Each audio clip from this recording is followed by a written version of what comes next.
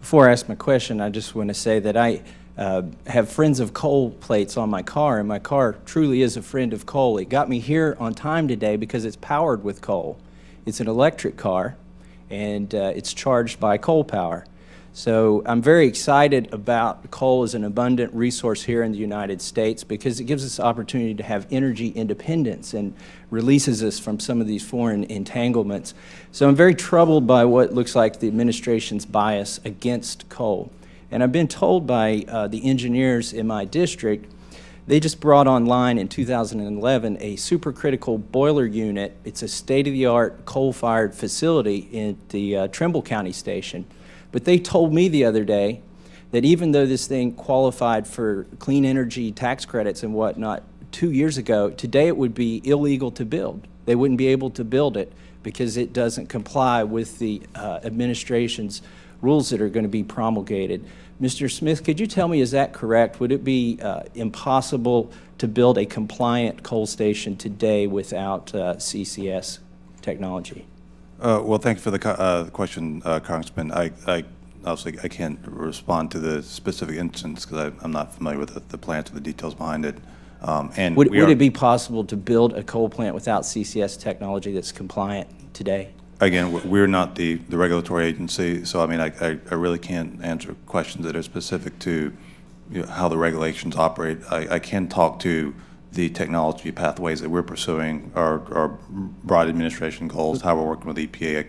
So I could address those points. Okay. Well, I'll assume they were correct then in stating that. Let me ask you a question then that maybe you can answer. I think we need to, because we're determining policy, we can't base it on opinions. I'm an engineer, and I believe that without facts, all you have is an opinion. Mm-hmm. So I'm looking for facts and numbers here today. If the Earth has warmed because of human activity, can you tell me what percentage of that warming was due to anthropogenic causes? Mr. Congressman, what I can say, without getting into a detailed scientific discussion of I'm just looking for a number, like a percentage. What I can tell you is that we do believe that anthropogenic CO2 production, anthropogenic greenhouse gas emissions are an important component of global warming, and it's something that we do have to comprehensively address. That's an opinion, so let's take it into the realm of facts. What percent would you apply to anthropogenic causes? Again, Mr. Congressman, I'm not going to go through a peer review of scientific studies and select a number. I can say that it's comprehensively important. And we could certainly provide your office with more details. Well, I'd love to see this facts because every time somebody from the DOE comes here, we ask this question. We've never gotten an answer to that question. I do have another question that's based on math, and this is a little bit easier exercise.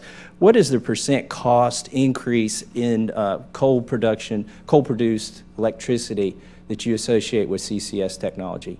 Well, right now, we're looking at three, I guess, separate tranches in the way that we think about the implementation of CO2 technologies. If it were ideally implemented, what would the additional cost be to a kilowatt hour? Well, Mr. Congressman, it would depend on the state of the technology at the point of implementation. I think in your testimony notes, you said between 35 and 70%. Is that a good range? I think that would be a reasonable range. Okay, so let's say it's 50%. And if a middle-class family had a $200 electric bill in Kentucky, 50% of 200 is what? $200. That would be $100. Okay, so their electric bill would go from $200 to $300, and in 12 months they'd have another $1,200 electric bill. Right. Does the administration, does the DOE care that this is going to push some people below the living standard, and that more people may have to go on public assistance because of the promulgating the carbon capture technology? The point that the position the DOE takes on this is that these are technologies that are going to be critical to be developed. Our job is to make sure that they're done in a way that's most cost effective, that minimizes the impact on consumers, that ensures that clean coal has a role in the clean energy economy of the future, ensures that we have energy security here in the United States, and that we have the maximum amount of energy diversity for families throughout the U.S. But you wouldn't dispute those numbers?